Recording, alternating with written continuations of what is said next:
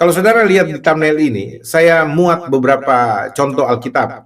Ujung kiri itu, saudara-saudara, IMB, Indonesian Modern Bible, itu terbitan dari YHS, ya, gereja YHS itu yang menerbitkan Alkitab ini, Indonesian Modern Bible, versi terjemahan Perjanjian Lama dan Perjanjian Baru lengkap, tetapi dalam versi pemulihan kayaknya, karena mereka tidak lagi pakai kata Tuhan biasa, tapi pakai Yahweh dan pakai Elohim, ya. Dan saudara-saudara, mereka punya sistem penerjemahan sendiri, ya. Dan kemudian ada di sebelahnya itu ada terbitan dari LBI, Lembaga Biblika Indonesia, bersama dengan Lembaga Alkitab Indonesia.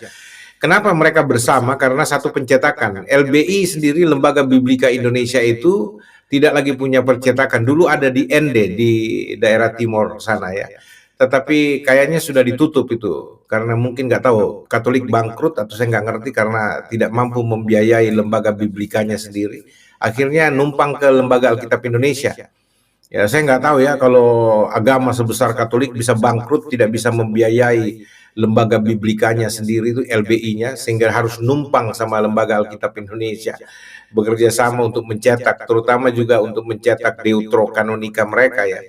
Itu juga saya nggak tahu apa masalahnya, kenapa bisa join, padahal Katolik dengan Protestan kayaknya bertolak belakang sekali tuh. Katolik sendiri juga sering mengecam Protestan yang diwakili oleh Lembaga Alkitab Indonesia dalam konteks penerjemahan Alkitab, ya. Ya, dan sekarang Lembaga Alkitab juga sudah toleransi untuk mau mencetak Deuterokanonika yang dia tolak. Ya, Protestan kan menolak lembaga Deuterokanonika sebagai bagian dari kanon resmi. Ya, jadi saya juga heran, ini ada permainan apa di belakang, kok bisa gandeng sama-sama, ya. Ya, tetapi itu urusan mereka lah. Tapi yang saya maksud di sini itu Alkitab 2 itu sama pencetakannya dari Lembaga Alkitab Indonesia, ya, dari LBI dan LAI ini. Ya, lalu kemudian ada Alkitab elektronik yang di tengah itu, yang warna biru itu, yang Sabda, itu menerbitkan beberapa versi, terutama yang biasa kita pakai di handphone itu segala macam, ini yang di tengah. Lalu ada Indonesian Literal Translation, ILT, ya, itu juga punya versi terjemahan sendiri yang mirip dengan IMB, walaupun ILT lebih senior. Dan kemudian kita lihat paling ujung kanan, itu Alkitab Terjemahan Dunia Baru. Ya, Alkitab Terjemahan Dunia Baru ini dari Saksi-saksi Yehua. Dan yang paling bawah itu ada gambar Biblikos itu. Ini versi Alkitab baru, khususnya dalam Perjanjian Baru yang mereka terjemahkan, ya. Saksi-saksi Yehua menerbitkan terbitan dalam bahasa Indonesia pertama kali, terjemahan bahasa Indonesia, Terjemahan Dunia Baru itu tahun 1950. Ya, sementara Lembaga Alkitab Indonesia baru menerbitkan tahun 1954 dengan terjemahan lama lebih dulu. Ya, ini yang maksudnya versi terjemahan yang lengkap, terjemahan lama. Lalu 1974 baru muncul terjemahan baru. Ya, terjemahan baru 1974. Nah, berapa puluh tahun kemudian, tahun 2023 baru mereka mengalami terjemahan TB2. Revisi TB2. Jadi revisi terus, revisi.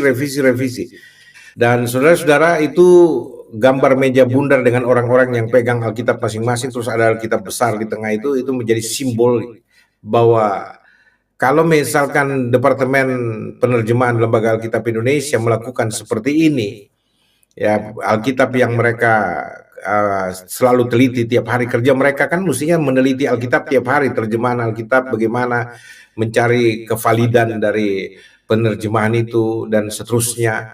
Ya, tapi kok sampai sekarang ini, ya, kalau saya dengar dari ulasan Dr. Yonatan Purnomo dari hasil penelitiannya, ternyata setelah muncul TB2 itu banyak hal yang amat sangat luar biasa kacau itu, ya. Dan ini saya pikir nggak bisa main-main.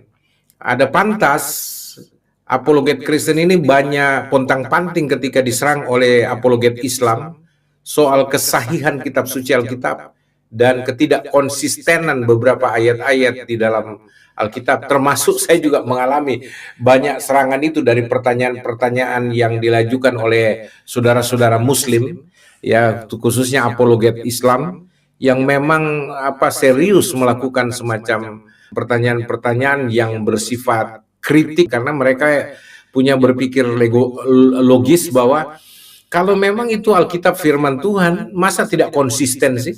Ada ayat-ayat yang bertubrukan satu dengan yang lain, dan kemudian ada ayat-ayat tertentu yang tidak jelas. Ya bahkan, macam-macam kritikannya. Dan kita ini sebagai penjaga gawang kekristenan, apologet kita, pontang-panting juga untuk menangkis segala macam serangan, jungkir balik kita. Ya, tetapi ternyata memang salah. Itu kacau juga ini. Aduh, ngari-ngari nih. Saya punya 6.577 kasus, Bapak Ibu sekalian. Saya baru keluarkan sedikit ini. Dari 6.577 ini baru 4. Ini sudah bikin heboh. Bagaimana kalau 6.577 kesalahan Alkitab terbitan Lembaga Alkitab Indonesia ini dibuka secara belak-belakan? Waduh, kiamat kali ya. Tapi ada para teolog Kristen suka berkata begini, heboh apanya Pak Yosua, itu cuma berlebihan saja, nggak ada masalah kok. Ini bahasa teolog yang agak tolol dikit ini. Barangkali dia bukan tolol gia ini. Karena apa? Ini nggak main-main.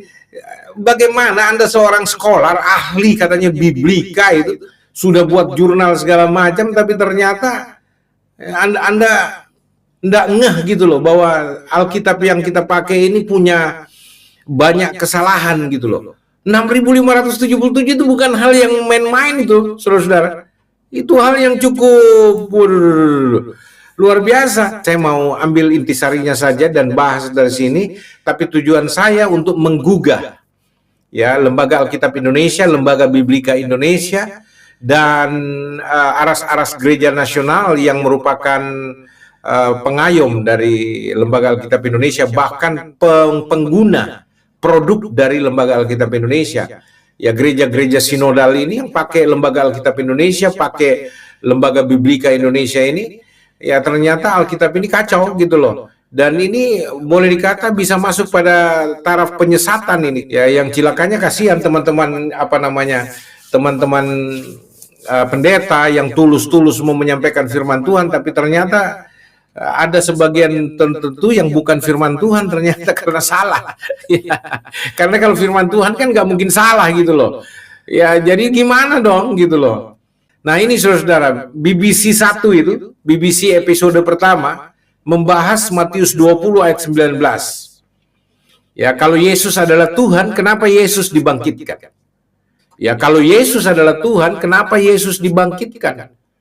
Ya, dan terjemahannya itu memang begitu, dari Inggrisnya, Indonesianya katanya itu memang LAI mengambil terjemahan dari berbagai sumber yang dianggap valid, dan memang begitulah terjemahan yang benar bahwa Yesus dibangkitkan. Nah, jadi kalau Yesus adalah Tuhan, mestinya tidak ada pihak lain yang membangkitkan dia. Ya, mestinya dia bisa bangkit sendiri. Ya, dan dia tidak perlu pertolongan pihak lain.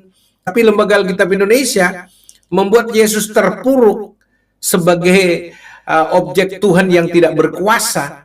Dia butuh Tuhan lain yang lebih berkuasa, yaitu Tuhan Bapa yang membangkitkan Yesus dari antara orang mati. Ini kan teologi konyol ini kalau begini. Padahal Allah itu Esa, Tuhan itu Esa, satu saja, tidak ada yang lain, tidak ada. Kita tidak mengenal doktrin teologi triteisme dalam Alkitab. Tidak ada tiga Allah, ya, tidak ada tiga Tuhan. Walaupun Anda berkata begini, memang tidak ada tiga Tuhan Pak Yosua, tidak ada tiga Allah. Iya, dalam pengakuan Anda, tetapi dalam fakta teologis yang Anda coba buka apa segala macam, yang menunjukkan ada itu. Ada Tuhan Bapa yang mesti membangkitkan Tuhan Anak, yang tidak berkuasa membangkitkan dirinya sendiri. Ya, jadi ini kan jadi polemik gitu loh. Kalau Yesus itu Tuhan, kenapa Yesus waktu mati dia perlu dibangkitkan oleh pihak lain? Mati deh. Kalau Yesus itu Tuhan, kenapa Yesus harus dibangkitkan? Kenapa dia tidak bisa membangkitkan dirinya sendiri? Nah, itu kalau pertanyaan-pertanyaan kayak begini kan sulit ini. Kalau Yesus itu Tuhan, kenapa dia perlu dibangkitkan oleh pihak lain? Kenapa dia nggak bisa bangkit sendiri gitu loh?